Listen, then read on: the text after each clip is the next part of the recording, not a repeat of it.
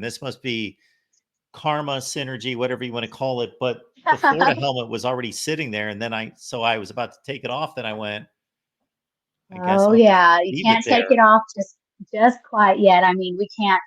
I know that this is a conversation that's already being had, and we talked a little bit about for it before air. But I mean, I just don't think you cannot not bring it up. Talking about Lane Kiffin and the Florida Gators, and it's a swampy mess out there in Gainesville, and where do we begin? Where do we start? So I'll let you take the lead on this one, and then we'll jump right in what your thoughts are. I mean, I have my own thoughts on it. I think everyone's kind of expressed their opinion, whether you're a Florida Gator or you're Ole Miss Rebel, where things stand. But Yeah, I'll start here. That when we look at the Florida football program, historically, it gets a ton of credit and rightfully so. But if you really boil down the success of this program, it's not been at the level of fill in the blank, Alabama, LSU, etc. Uh, there have basically been two coaches, Steve Spurrier and Urban Meyer, that have reached the elite status at Florida. Otherwise, it's not been an overwhelming success at Florida throughout their football history. And certainly, they're on a run of 4 consecutive coaches now that have not met expectations. Dan Mullen, you could make certain concessions too, because he had a nice 3-year run there until things went south and he just kind of went off the rails off the field as well, with a lot of strange things that he pulled. So that oh yeah. showed him the door. I'm right there with you. I think like a lot of storied programs that, when you think of Florida teams, you think of Miami. Miami hasn't quite made that resilience back of the Miami that most people think about. Same thing with I think with Florida. I think the biggest thing as our program grows at Ole Miss, as Lane Kiffin as a head coach continues to have more success, as his coaches and his assistants continue to have more success, his players also have success. That's just going to make you have a bigger target on your back when a program opens up, especially a program as big as Florida. In the eyes of most people, they're going to go to Lane Kiffin. Why wouldn't you? Look at what he's doing at Ole Miss. Look at what he's done at Ole Miss. What kind of turnaround? Look at the kind of players he develops. Look at the kind of staff he puts together. Now, my problem is with that. You can take Lane Kiffin and you can give him all the resources in Florida Gator program. You can do all those, but that program isn't going to be overturned overnight. When you look at what he's done at Ole Miss, this is his 5th year. It's taken time and resources to be able to mold this program with what it is. And I think that's the biggest misconception, that when you go to a program like Florida, yes, I've heard the thing, we've won more, we've been in a better position historically to win conference championships, to make a natty run. We have more financial resources. And that all looks good on paper, but it doesn't translate, like you said, in the current state that Florida's in.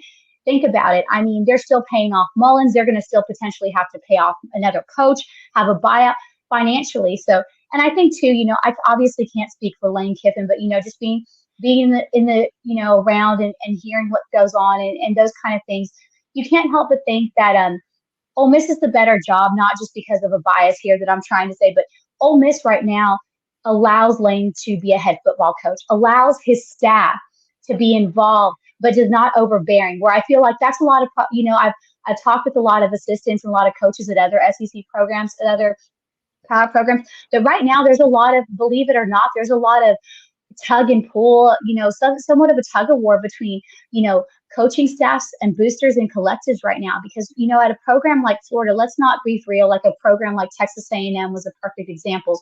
When people want to invest that much in a program, they also feel the need to have a big say-so. And we all know that sometimes boosters have too much of a say-so and they want to control the narrative of the game. And I think that's where we see a lot of teams not have success.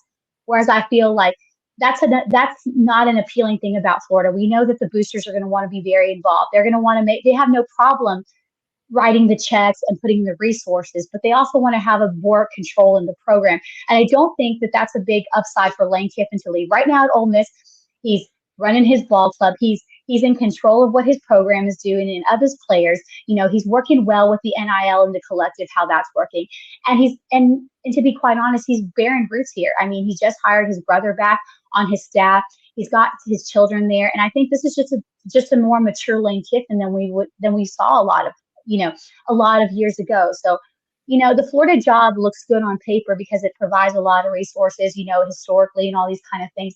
But my biggest thing is if the if the Gators nation in Florida thinks that by hiring Lane and cutting him a big check, that he's going to be able to turn that program overnight, I'm sorry. You can put Jesus Christ in that program right now, and all the money in the world isn't going to change that because it's over time. It's a gradual process because Lane would basically have to go out there, gut that program, hire a new staff, you know, find and recruit new players, see what's going to work, see what's not going to work.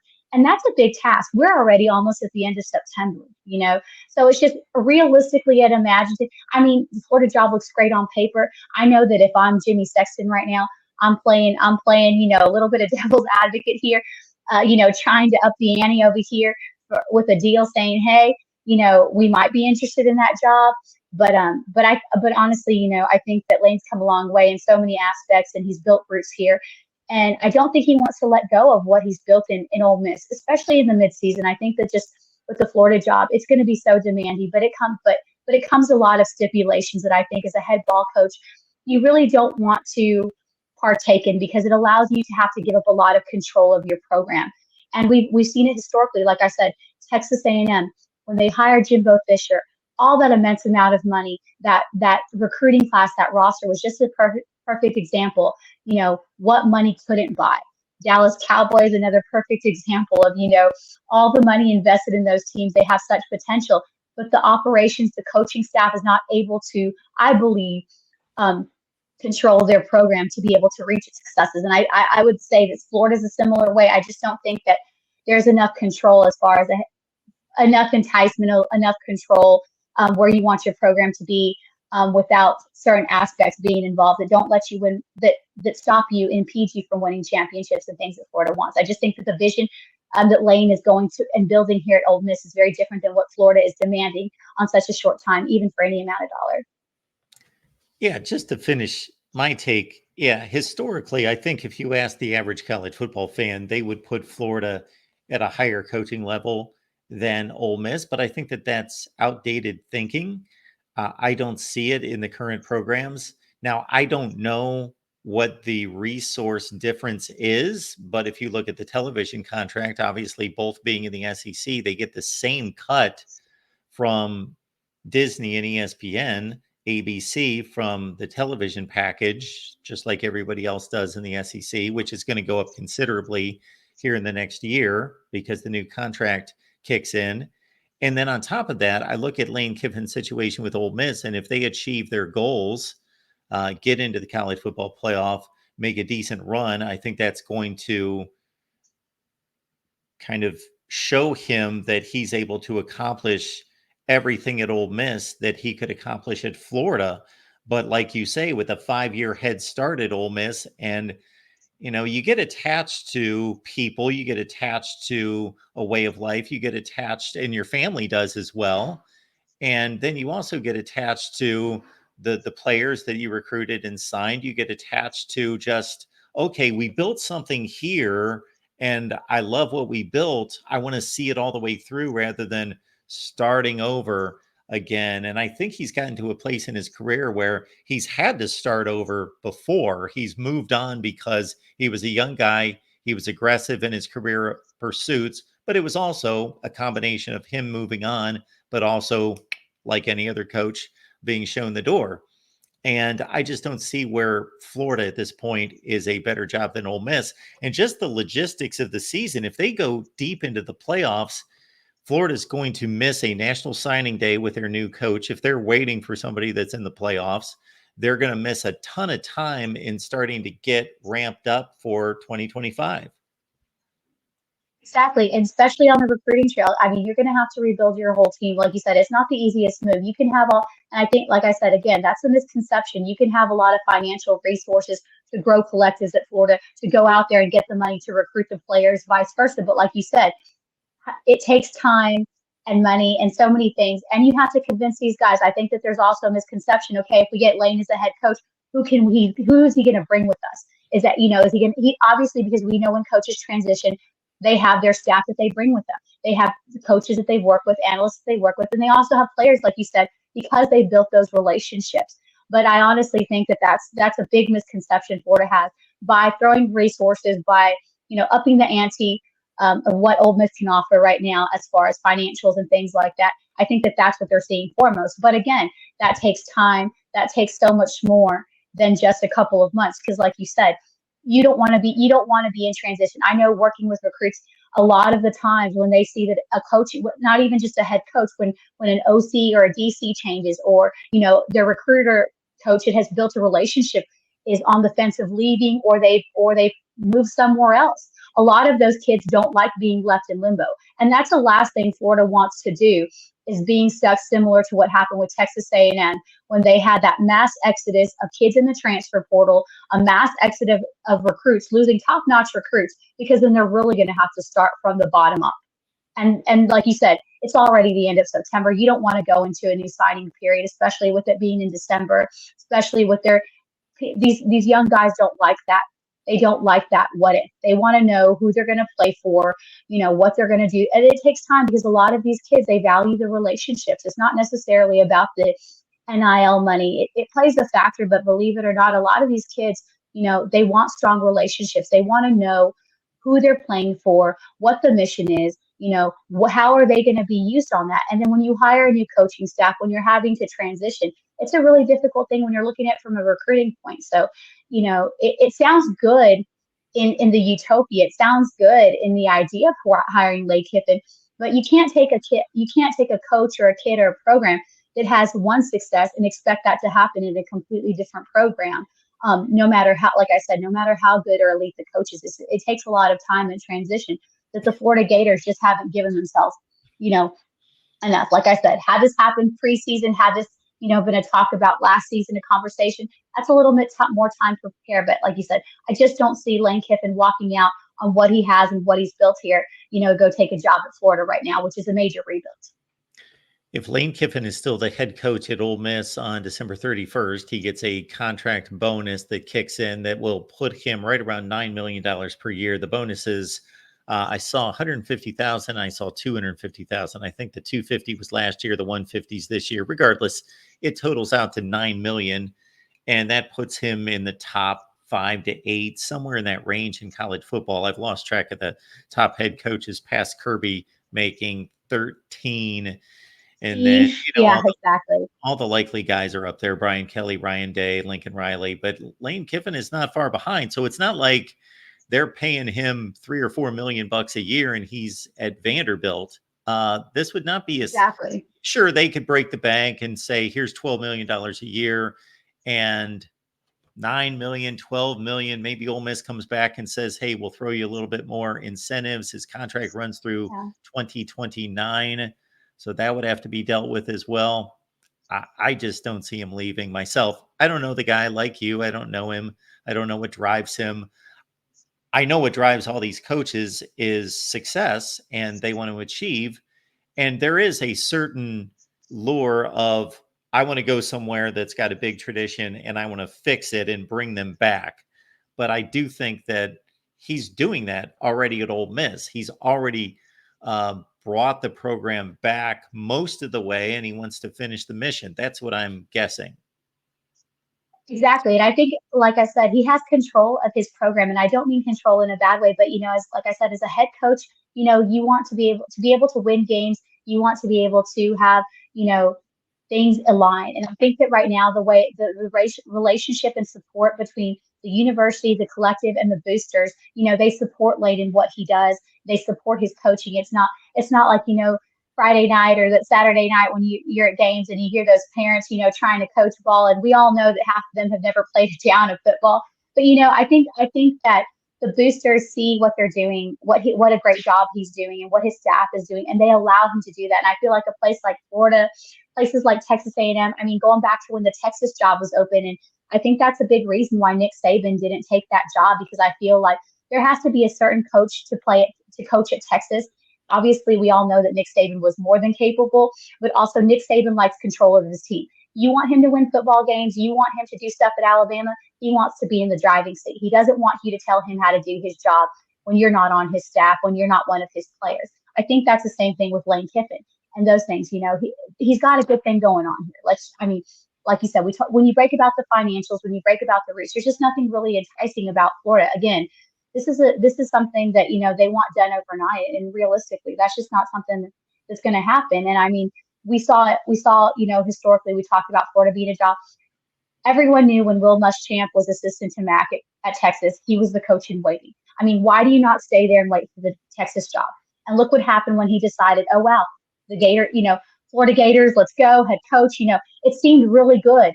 It seemed really good. It seemed really enticing. And then, it didn't work out for Muschamp. Imagine if he would have stayed as a Texas head, coach in waiting.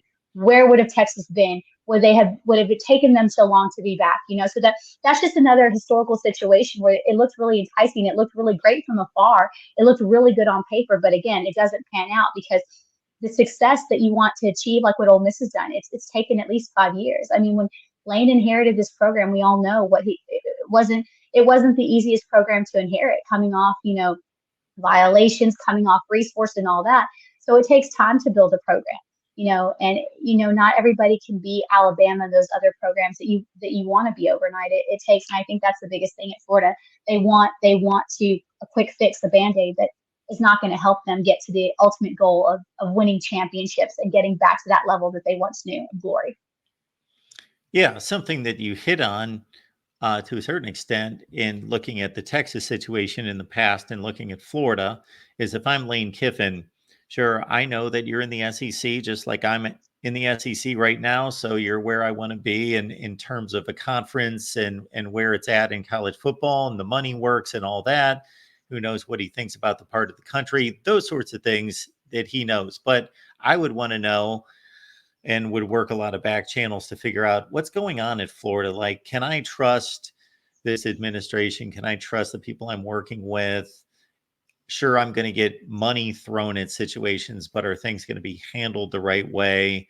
You alluded to Texas being a situation that for years a head coach would go into that thinking, okay, more than any other job in the country, I'm going to have to deal with boosters and politicians in the state breathing down my neck, telling me what to do, kind of nudging me in a certain way to run the program this way or that way. And I'm not saying that it happens at Florida to that extent, but I get the feeling that it does to a certain extent.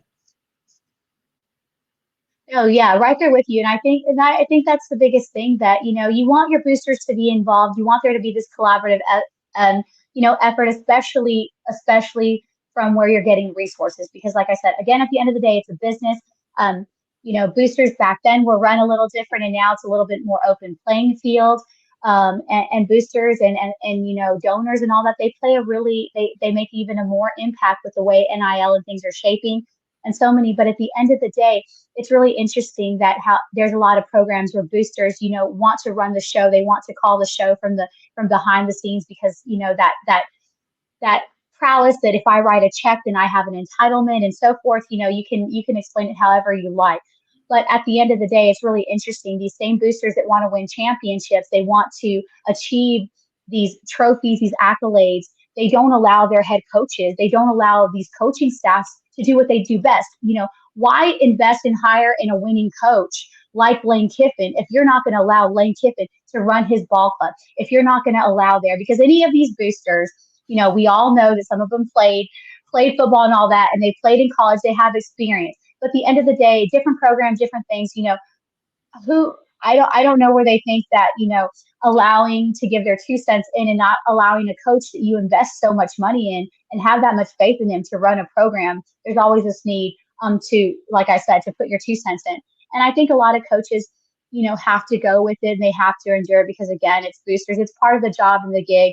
But at the end of the day, you don't, as a head coach, especially in the SEC, you want to focus on your playbook, your players, your coaches, and developing. That's where it comes down to, is you don't have time to be worrying about, what this person thinks how you should run a ball club because they wrote a check. That's a really big misconception. Yet some of the times in these situations, those are the guys that hold all the cards when you make a mistake or you don't do something wrong. Let's get this guy out. We don't want him anymore. So it's a very extreme when it comes to it, coaching these days, because the minute they'll love you when you're winning and you're doing well, but then it can easily turn when you're not doing so hot, but Napier's had plenty of opportunities. There's a lot of coaches right now that have had plenty of opportunity to turn things around. So like you said, and you hit on that, there's a lot more problems other at Florida other than Napier. I mean, you want to put it all on the coach, but like you said, the administration, there's a lot of things that just aren't clicking. You have a lot of capabilities, but people, there's no cohesion, there's no identity. And then, it just slowly starts to fall apart. But Napier, of course, is going to take the fall for it because he's the head